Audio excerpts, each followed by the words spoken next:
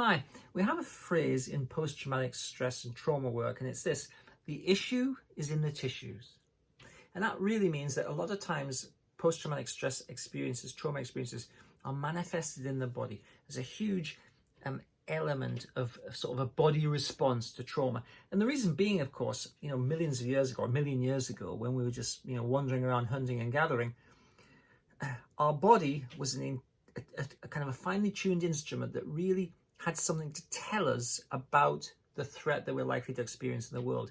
So if you're walking around, a million years ago and you had a sudden feeling of threat, you would definitely pay attention to it and you would definitely act upon it.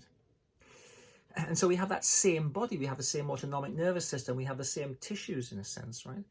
But now we don't really have the kinds of threats that our cave person ancestors have. Now, the threats that we have are entirely imaginary to a large extent, okay? Almost entirely imaginary. But our body cannot tell the difference, and our body still responds in a physical way that really kind of makes us feel stuck, actually. And a lot of people get stuck in this idea of, oh God, I feel terrible, I feel awful, I can't do it, I feel really, really, really bad.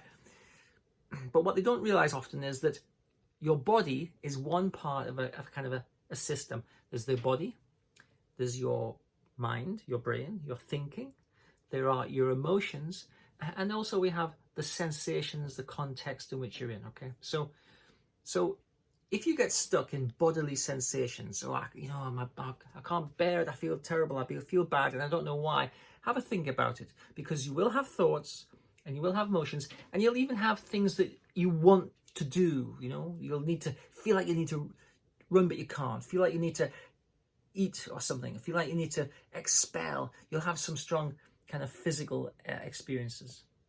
And if you think about these other elements, thoughts, feelings, behaviors, etc., it's just another way into the problem so that you can actually then understand a little bit more what's happening.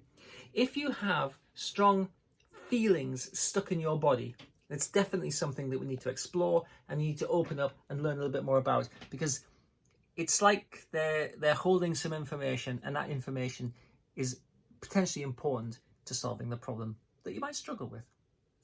I hope you find this interesting. Check out more of my stuff at drpurvis.online.